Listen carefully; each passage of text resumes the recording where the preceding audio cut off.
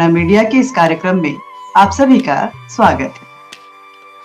आज भगिनी निवेदिता, जो कि हम सभी की प्रेरणा स्रोत हैं, उनकी जयंती है। भगिनी निवेदिता, जिन्होंने अपना पूरा जीवन माँ भारती की बेटियों को सशक्त बनाने में लगा दिया। हालांकि वो आयरिश महिला थी, लेकिन भारतीय संस्कृति में पूरी तरह से रमी हुई।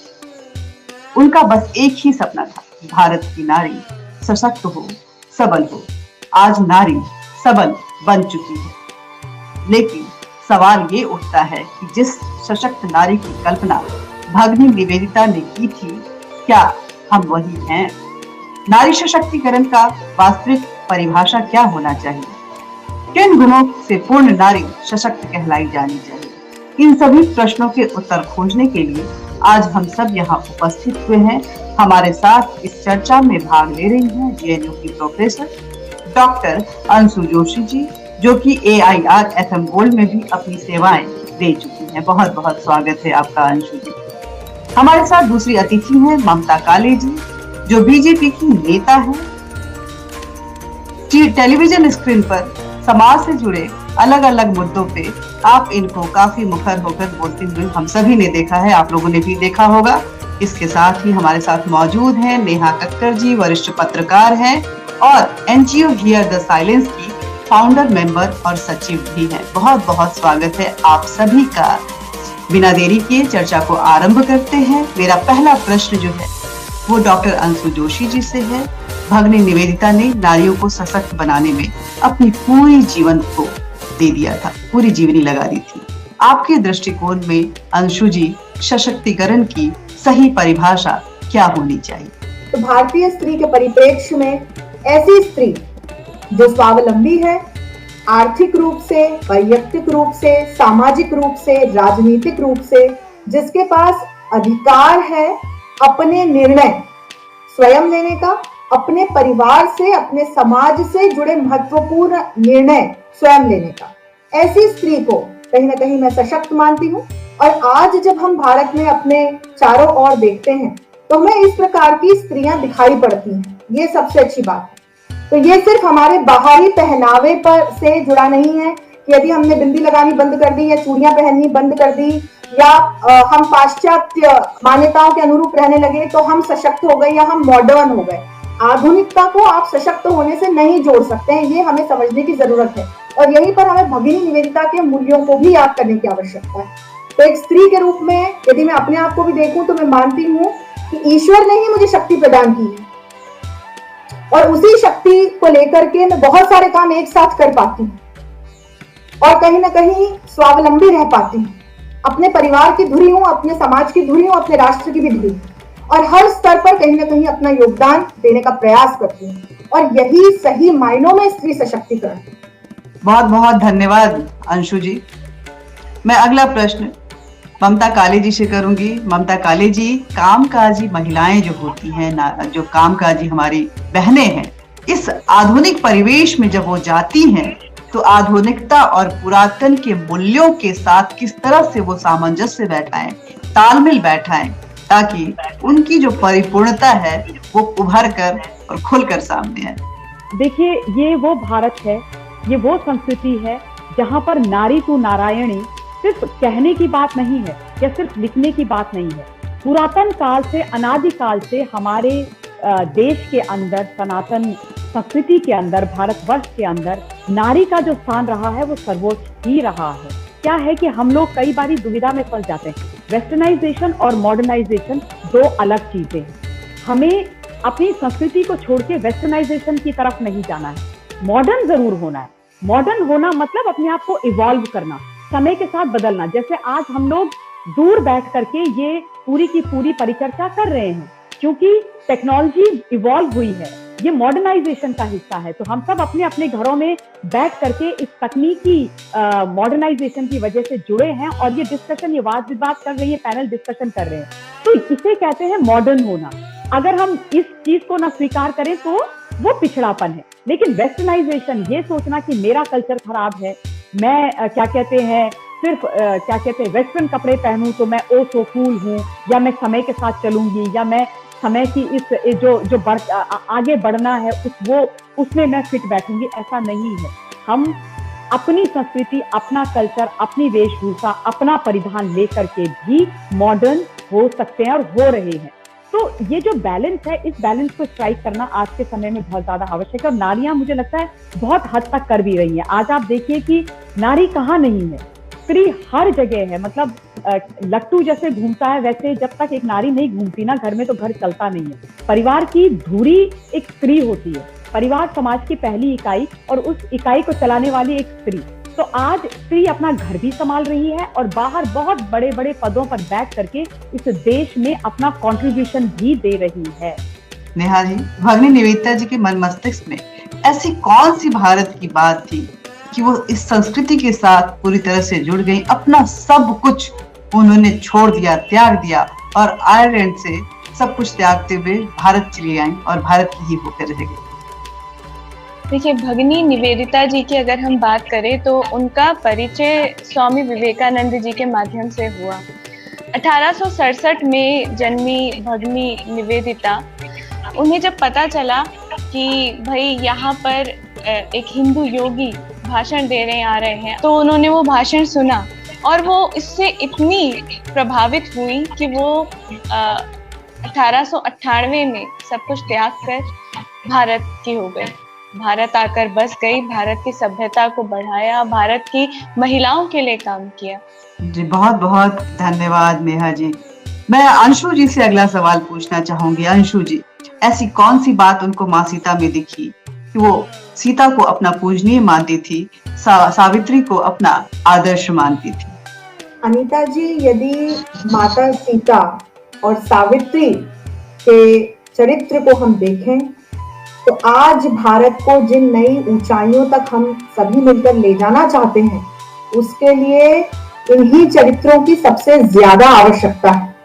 देखिए, किसी भी स्त्री का जो चरित्र होता है वो उस देश के निर्माण का, विकास का, आधुनिकीकरण का दर्पण होता है, क्योंकि एक स्त्री वो पुल है जो अपने इतिहास को अपने भविष्य से जोड़ने का काम करती है। अगली पीढ़ी कहाँ जाएगी, कैसे जाएगी, क्या लेकर जाएगी, ये कहीं ना कहीं एक स्त्री ही तय करती है। क्योंकि एक माँ के रूप में हम अपने बच्चों को जो संस्कार देते हैं, जो सिखाते हैं, उसी को लेकर के हमारे बच्चे आगे बढ़ते हैं और इस समाज का, इस देश का भविष्य निर्माण करते हैं। ममता काले जी से पूछना चाहूंगी कि माँ सीता की अग्नि परीक्षा को आखिर एक नारी की, एक स्त्री की कमजोरी के रूप में क्यों देखा जाता है? कुछ लोगों ने, कुछ तथाकथित लोगों ने हमारा जो पूरा इतिहास है, पहले तो उस इतिहास को ही ध्वस्त कर दिया है ना।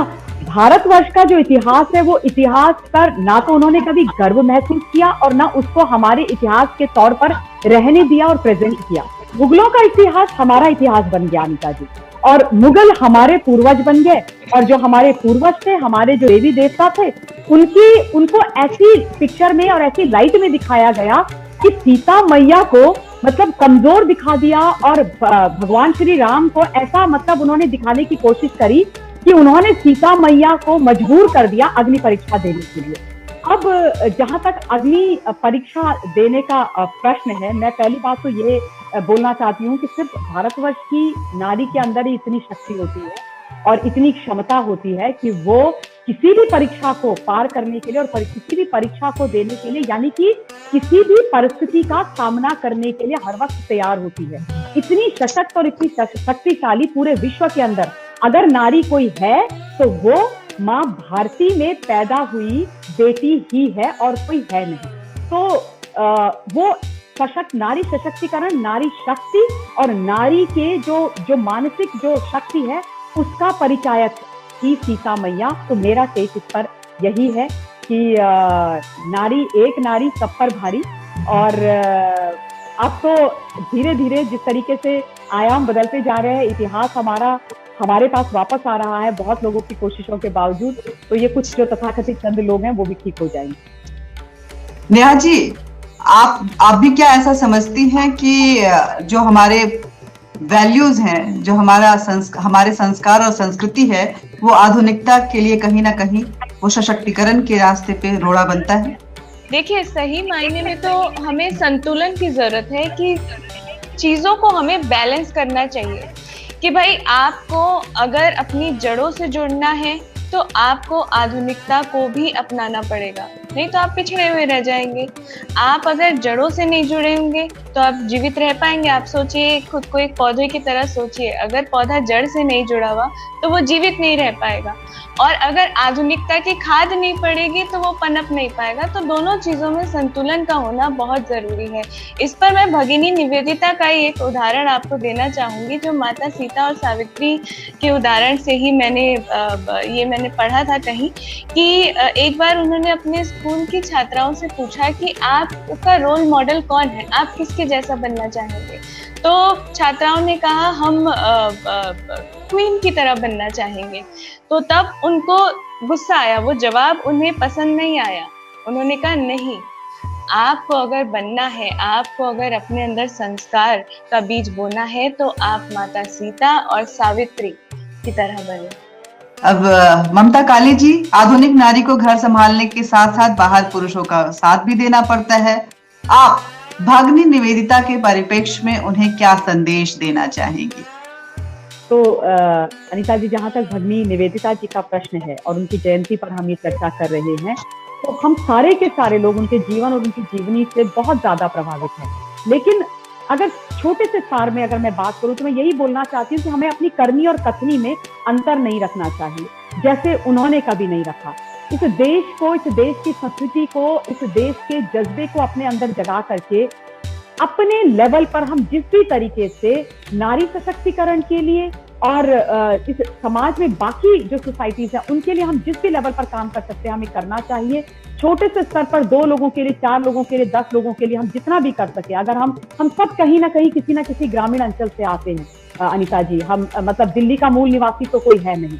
अपने अपने गांव में जाकर के अगर हम ये देख लें और ये सुनिश्चित कर लें कि जो भी गरीब परिवार हैं, जहां पर बच्चियां बहुत मेधावी हैं लेकिन आर्थिक स्थिति के कारण उनको सही शिक्षा नहीं मिल रही है, ऐसी 2, 4, 6 बच्चियों को, जितनी भी कैपेसिटी किसी की हो, उनकी शिक्षा की जिम्मेदारी हम ले लें, तो मुझे लगता है कि ये एक बहुत बड़ी शिक्षा उनकी तरफ से हम ले लेंगे और वो एक छोटा सा कदम हम समाज में आगे बढ़ाएंगे निवेदिता जी के जीवन के उस सार को लेकर के कि हम वो चीज आगे दे सकें।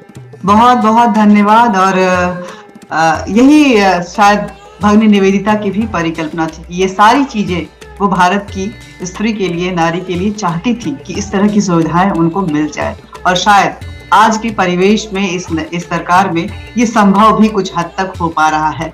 धन्यवाद ज्ञापन और कल्याण मंत्र के साथ अब हम इस चर्चा के समापन पथ की तरफ जा रहे हैं। चर्चा को समाप्त करते हुए मैं सभी को धन्यवाद देना चाहती हूँ। मैं धन्यवाद देना चाहती हूँ कृपा शंकर भाई साहब का, जिन्होंने प्रेरणा मीडिया के माध्यम से इस प्रकार की चर्चाओं के लिए इस तरह के मंच उपलब्ध करवाए।